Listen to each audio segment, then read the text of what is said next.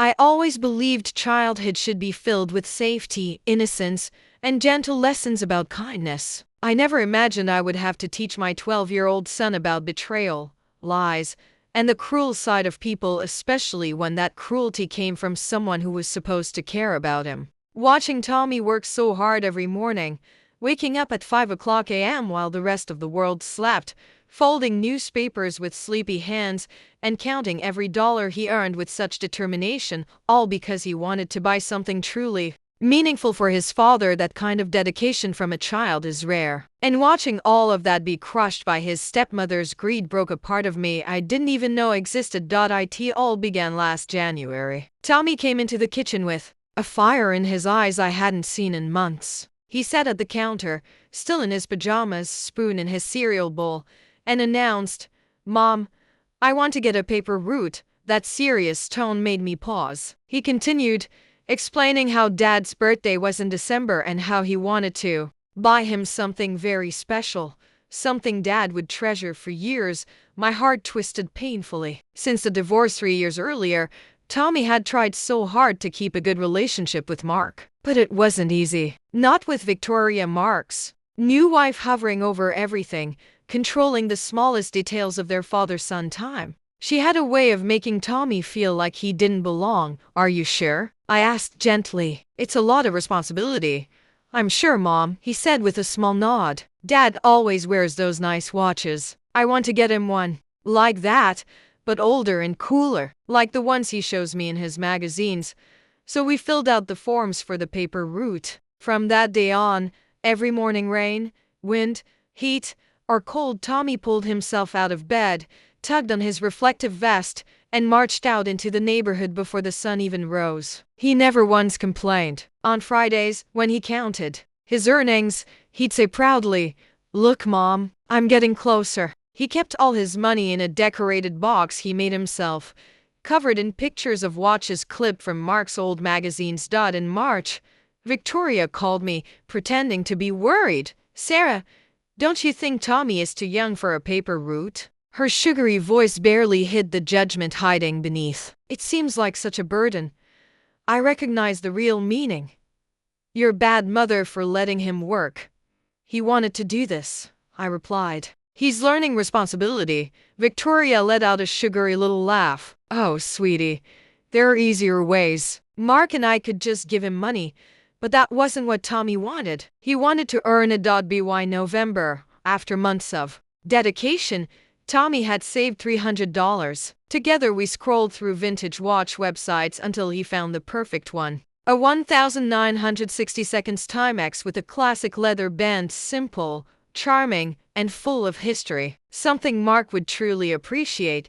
Dad's going to love it," Tommy whispered, staring at the photo. "It's like the fancy ones, but it has a story." When the watch arrived, he opened the box so slowly you'd think it was made of glass. He wrapped it carefully in silver paper, added a bow, and tucked a handwritten card underneath that said, "For Dad, because you deserve something special." Mark's birthday dinner was at their house, Victoria's idea, naturally. She had invited their country club friends and turned what should have been a warm family dinner into a fancy showcase. Tommy clutched a gift tightly as we walked up the driveway lined with expensive cars.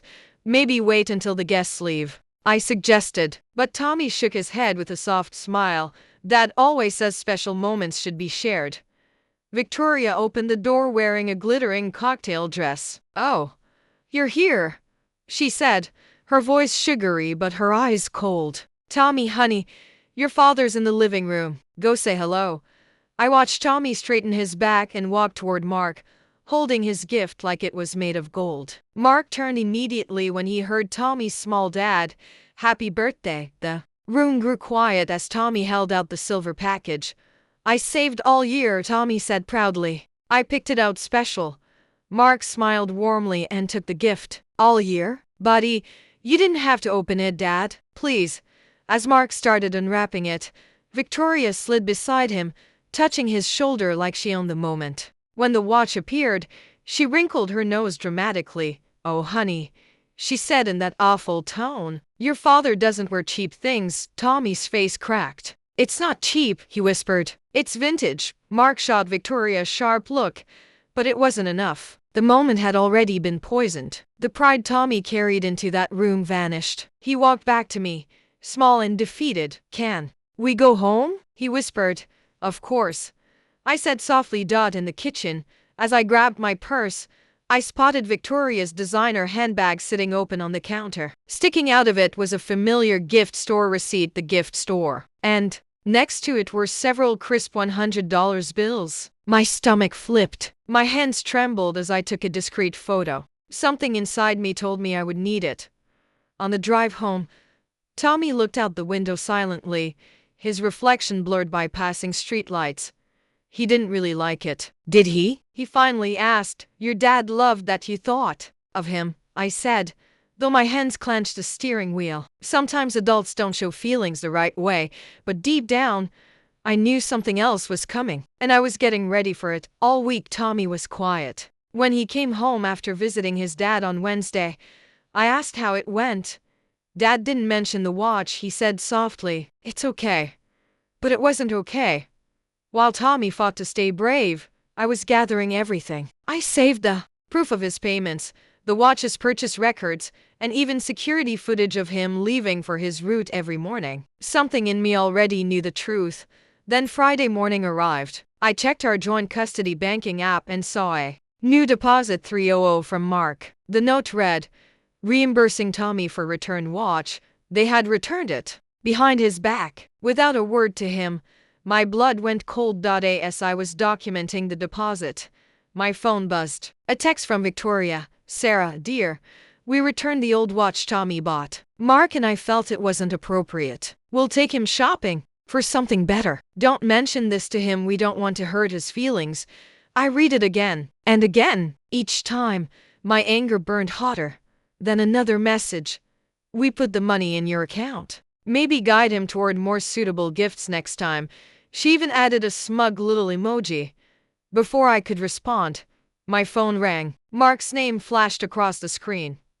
Sarah, he began, sounding uneasy. About Tommy's gift, you mean the one your wife returned without telling our son? My voice was ice cold. Victoria thought. No, Mark. Stop right there. Do you have any idea what Tommy did to buy that watch? Do you know he got up at 5 o'clock a.m. every single morning for a year? That he worked through summer heat, rain, and cold? That he researched vintage watches because he wanted to connect with your interests? There was a long pause on the other end. I didn't know about the paper route. Of course, you didn't, because you've let Victoria control every aspect of your relationship with our son, and now she's taken the one thing he worked so hard to give you. Sarah, you're overreacting. We can just what, Mark? Buy his love with your credit card. Teach him that his efforts don't matter as long as something's expensive enough for Victoria's taste. I heard Victoria's voice in the background asking who was calling. Mark's voice became muffled, like he was covering the phone. Look, Hazade. Finally, what's done is done. The watch is returned. We'll take him shopping this weekend. And no, you won't. I cut him off because this weekend Tommy and I are going to have a long talk about self-worth and respect. And then we're going to discuss how some adults in his life have failed him miserably. You can't turn our son against us. Victoria's voice suddenly came through clearly. She must have taken the phone from Mark. I don't mean to turn him against anyone, Victoria. Your actions have done that all on Tyrone. Oh, and by the way, I have proof of everything. The receipt in your bag, the cash you pocketed, your text trying to cover it up. Everything. Are you threatening me? Her voice rose an octave. No, I'm promising you something. This ends now. The games, the manipulation, the undermining of my son's efforts, all of it. Because if it don't, I'll make sure everyone knows exactly what kind of person you are. I heard Mark in the background asking what was going on, and Victoria's muffled response. You're making a mistake, Victoria hissed into the phone. No. You made the mistake when you thought you could hurt my child and get away with it. I ended the call and sat there shaking with anger and adrenaline. Through the kitchen window, I could see Tommy shooting baskets in the driveway, each throw a little more aggressive than the last. He was working through his own feelings about all this. even if Head didn't know the full story yet. My phone buzzed again. Multiple messages from both Mark and Victoria. I ignored Themel. Instead, I opened my laptop and started composing an email to my lawyer. If they wanted to play hardball, I was more than ready. But first, I needed to have an honest conversation with my son. He deserved to know that his efforts weren't unnoticed or unappreciated. And more importantly, he needed to understand that some gifts, like his dedication, thoughtfulness, and hard work, were worth more than any watch could ever be. I grabbed 2 sodas from the fridge and headed outside. It wastes time for Tommy to learn another important life lesson. Sometimes standing up for yourself means standing up to family. Hey buddy, I called out. Can we talk? Tommy and I sat on the front porch steps, the afternoon sun casting long shadows across our yard. I handed him a soda and watched as he fiddled with the tab, something he always did when he was anxious. Mom hesitated before I could start. I know Thea returned the watch. I nearly choked on me drink. How did you find out? He gave him a sad smile that looked too old for his 12-year-old face. I heard Victoria telling Dad it wasn't appropriate for his image. When I was supposed to be doing homework in the study, she didn't know I could hear them. My heart ached. Oh honey, I'm so sorry. It's okay, Mom. I kind of expected it. Victoria never likes anything that isn't from her favorite stores. He took a sip of his soda. But you know what really hurts? Dad just stood there and let her do it.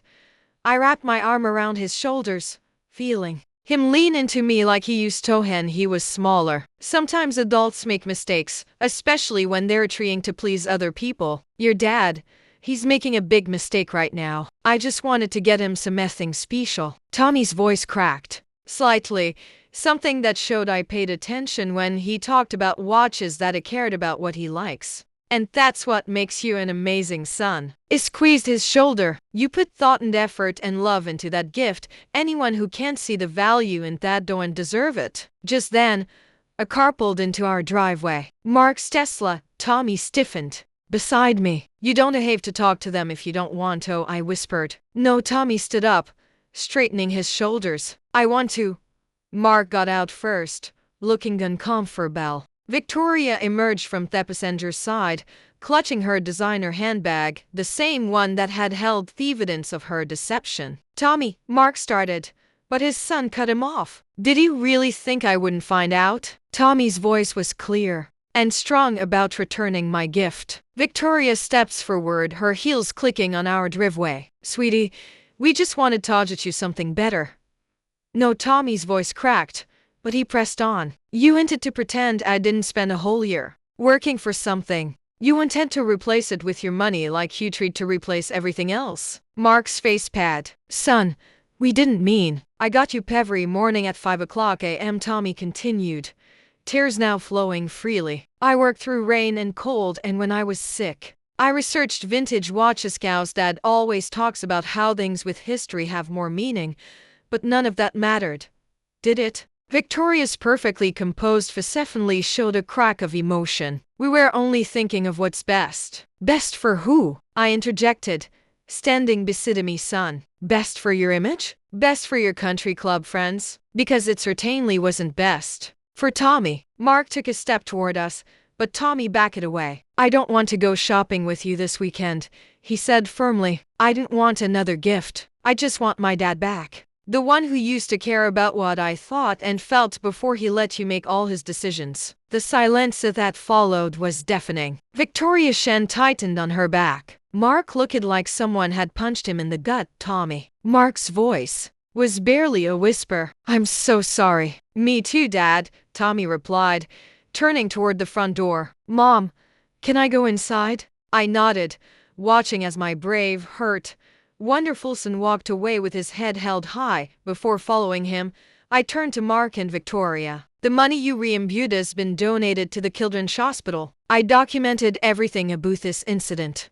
including your attempts to hide it from Tommy. From now on, any decisions about my son will include his feelings and wishes, not your social standing. Are we clear? They both nodded, Victoria for once speechless, and Mark, I added as they turned to leave. That vintage watch, It wasn't just a gift. It was your son showing you loved you enough to work hard for something he thought would make you happy. Remember that the next time you let someone else decide what's appropriate for your image. As I watched them drive away, I heard the basketball bouncing the backyard. Tommy's way off working through his emotions. I grabbed another soba and headed out back.